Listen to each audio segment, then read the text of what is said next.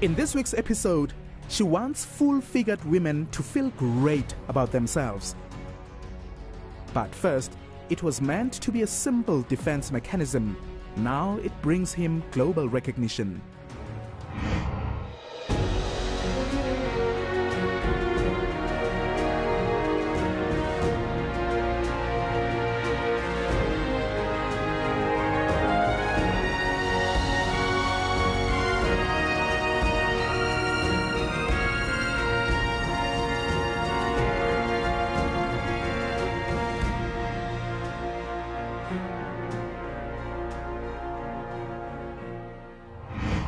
He took up martial arts as a way to defend himself against bullies.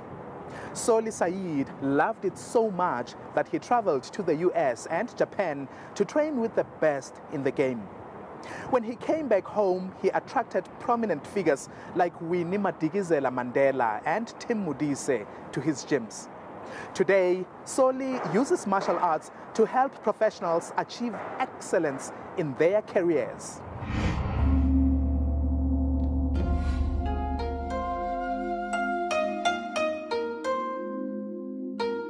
I grew up in a rough neighborhood in Johannesburg, in central Johannesburg, right in the inner city, called Chinatown Malay Camp.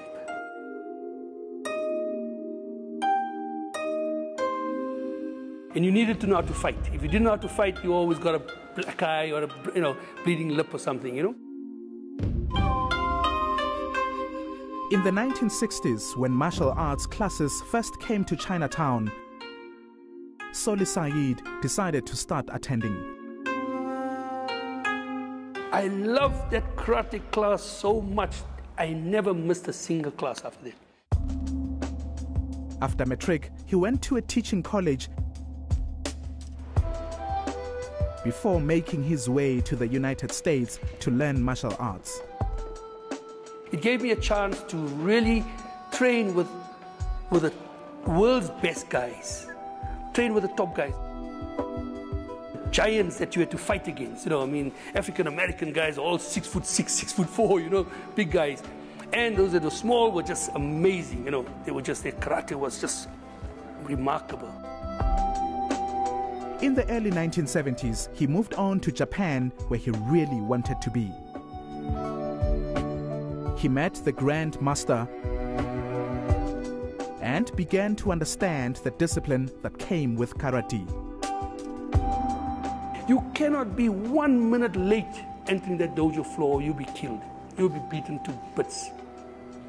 If a suit is dirty, blood stains, which you just finished fighting somebody earlier on in the day in another class, and you didn't change your suit or wash your suit and come in there with blood stains, you're going to be given a good hiding again. Soke spent the next few years traveling between the US, South Africa and Japan, learning martial arts from the best in the game.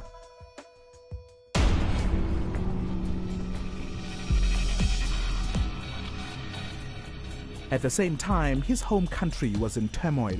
Apartheid was crumbling, but Soke wanted to return to share his expertise with his fellow citizens. Against the will of the government, he opened the only non-racial martial arts school in Fortsburg. It wasn't surprising it would attract prominent political celebrities and musicians.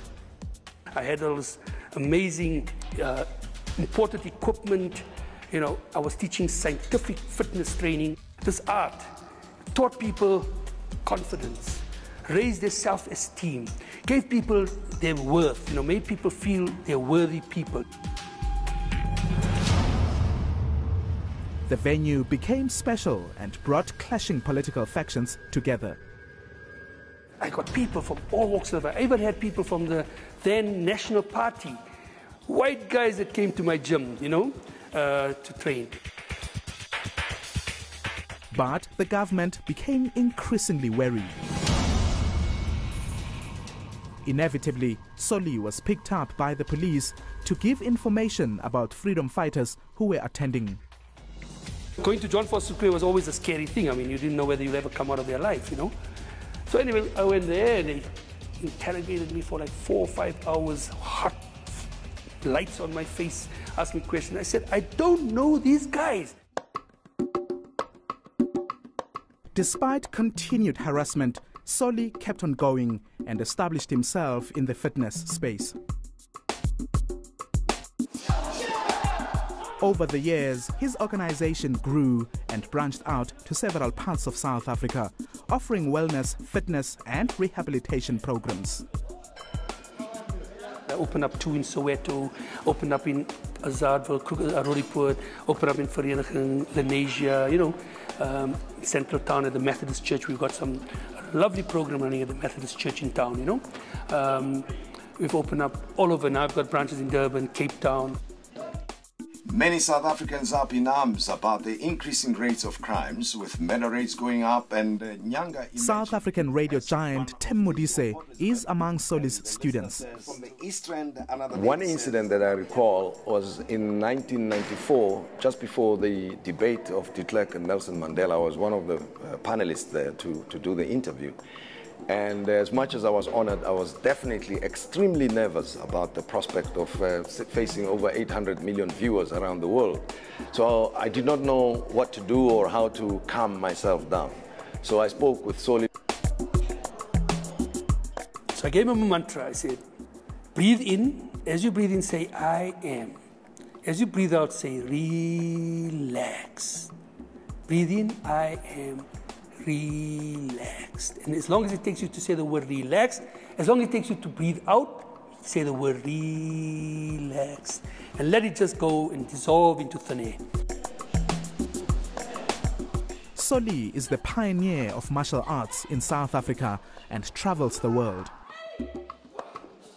He's also roped in his family to help him improve lives. This is not a second home, this is my home. So when I am here, it's with people, it's engaging with people, and being able to also teach children, teach women, teach men as well. They're a bit scared of me, but it's okay.